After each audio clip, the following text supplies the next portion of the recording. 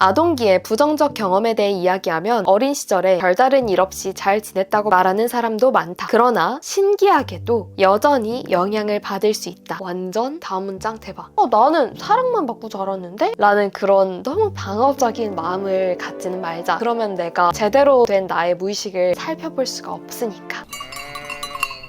안녕. 여러분, 제가 질문을 하나 할게요. 사랑을 충분히 많이 받고 를 넘어서서 사랑만 받고 자라셨나요? 이렇게 물어보면은 여러분들은 네! 라고 대답하실 수 있나요? 오늘은 제가 책을 한 권 소개해 드리려고 해요. 방금 그 질문에 네라고 대답할 수 없는 분들께는 꼭 필요한 책이거든요. 이거 이벤트로 총 5분께 드리고자 하니까요. 참여하셔서 필요한 분들이 꼭 받아가셨으면 좋겠습니다. 제목은 런던의 마음치유 상담소고요. 부제보다 저는 이 띠지에 적힌 문장이 더 와닿아서 요거를 한번 읽어보자면, 수십만 명의 마음을 다독여준 영국의 심리학자가 전하는 무의식 속에 숨겨진 진짜 아픔을 깨닫고 치유하는 법입니다. 핵심은 무의식이에요. 우리 어린 시절의 경험이 우리의 무의식을 형성한다는 말은 많이 들어보셨을 거예요. 그리고 그런 마음도 좀 드셨을 거예요. 그러면 내가 손써볼 수 있는 게 없는 건가? 그러면 나의 결핍은 어떻게 해야 되지? 이런 마음이요.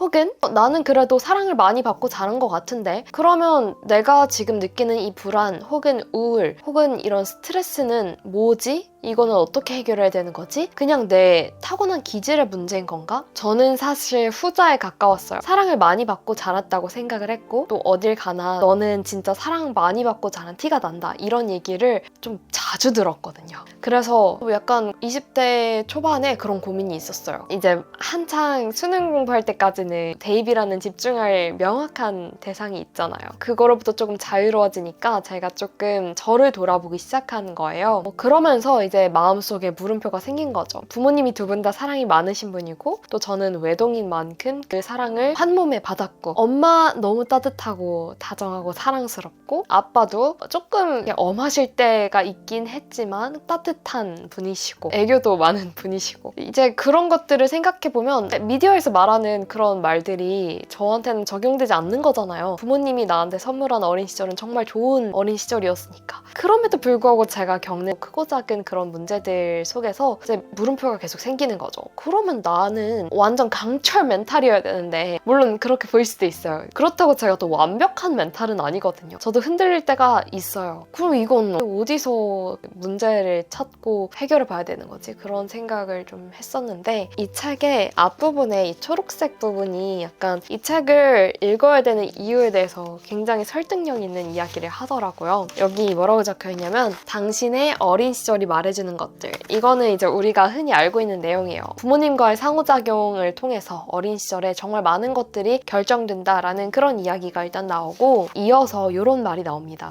요거는 약간 부제에 딸린 소제목? 소소제목? 하지만 나의 어린 시절은 좋았는데요? 라는 그런 제목이 딱 제 얘기인 거예요. 보시는 분들 중에 이거 내 얘기인데 하시는 분들, 이 책입니다. 꼭 받아가세요. 오늘 저는 이 책을 전체 다 설명드리진 않을 거고요. 일단 목차 띄워드릴게요. 이렇게 목차, 이런 내용들에 대해서 다루는 책이라는 거 알려드리고, 요 소소 제목에 딸린 내용을 몇몇 문단 읽어드릴게요. 아동기의 부정적 경험에 대해 이야기하면 어린 시절에 별다른 일 없이 잘 지냈다고 말하는 사람도 많다. 그러나 신기하게도 여전히 영향을 받을 수 있다. 완전 다음 문장 대박. 부모는 아이를 키우는 동안 크고 작은 일로 아이에게 실망을 안겨주기 마련이며, 아무리 정서적으로 잘 맞춰주고 배려심 많은 부모라고 해도 아이와 부정적 감정을 주고받는 순간은 있을 수밖에 없고, 그것이 어른이 된 현재 영향을 미치기도 한다. 생각해보면요, 정말 그렇습니다. 부모님도 부모님이 처음이잖아요. 아무리 사랑이 많고 따뜻해도 100% 긍정적인 감정을 주기만 할 수는 없다는 거예요. 처음이니까, 서투니까. 그리고 더해서 한 가지 더, 부모님도 누군가의 자녀였을 거 아니에요. 그러면 우리 부모님의 부모님인 조부모님, 완벽한 분이었을까요? 그분도 누군가의 자녀였을 거예요.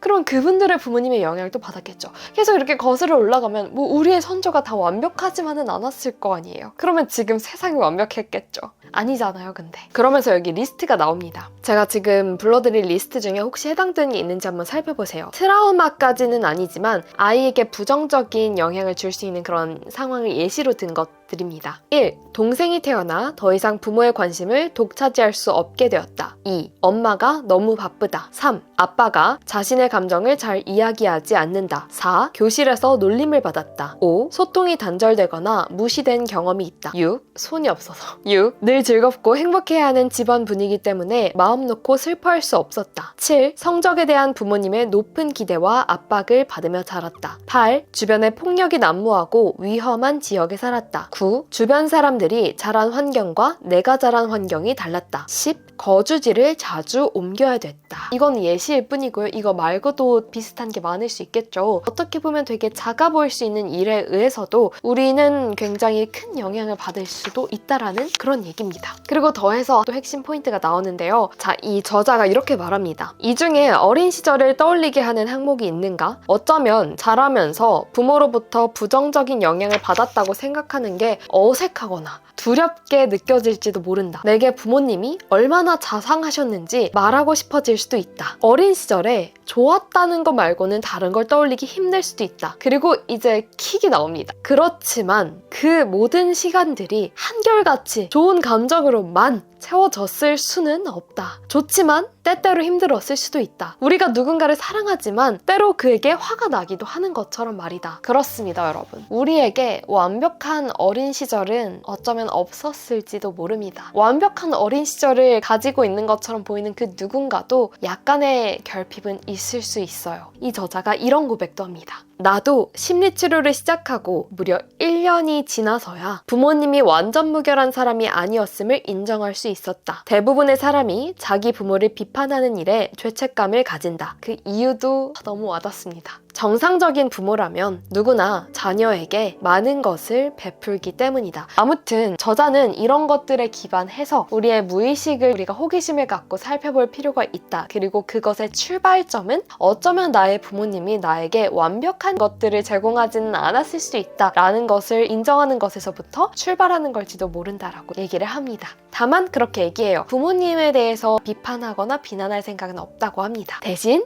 제가 지금 이렇게 말씀드린 것들을 한번 다시 생각해보면서 어린 시절을 너무 방어적으로만 바라보지는 말자. 나는 사랑만 받고 자랐는데? 라는 그런 너무 방어적인 마음을 갖지는 말자. 그러면 내가 제대로 된 나의 무의식을, 나의 마음속에 아이를 살펴볼 수가 없으니까. 그래서 이런 마음가짐을 가지고 이 책을 읽어보시게 되면요. 이 제목 그대로 우리가 우리의 마음을 치유를 하고 지금보다 더 행복한 삶으로 나아갈 수 있는 힌트들을 얻어가실 수가 있는데요. 제가 처음에 드렸던 질문, 나는 부모님으로부터 사랑만 받고 자랐다고 말할 수 있는가? 네 라고 대답할 수 없는 분들, 혹은 네 라고 대답했지만 제가 조금 더 설명드린 그 내용들을 듣고 나서는 어쩌면 나도 나의 어린 시절 좀 방어적으로 바라보고 있었을지도 모르겠다 라는 그런 생각이 드신 분이라면 꼭 이 책을 읽어보셨으면 좋겠고요. 마지막으로는 추천의 글을 하나 읽어드리고 마무리 짓도록 하겠습니다. 구독자 이벤트 참여하는 방법은 더보기란 그리고 댓글에 첨부해 둘 테니까요. 참고하셔서 꼭 받아가세요. 유튜브 뇌부자들을 운영하고 계신 정신건강의학과 전문의 허규형 선생님께서 적어주신 추천사입니다. 과거에 아팠던 기억으로 인해 힘들었다는 것을 단순히 아는 것이 아니라 그때의 감정을 충분히 느끼는 것이 진정한 치유의 시작이라는 저자의 말이 크게 다가온다. 런던의 마음치유 상담소는 감정의 본질을 다양한 상담 사례를 통해 풀어내며 우리가 묻어두었던 감정을 자연스럽게 만나고 다루는 방법을 구체적으로 제시한다. 흡입력 있는 내담자들의 이야기에 빠져들다 보면 어느새 과거의 감정을 정리하고 현재를 살아갈 힘을 얻는 법을 배울 수 있다.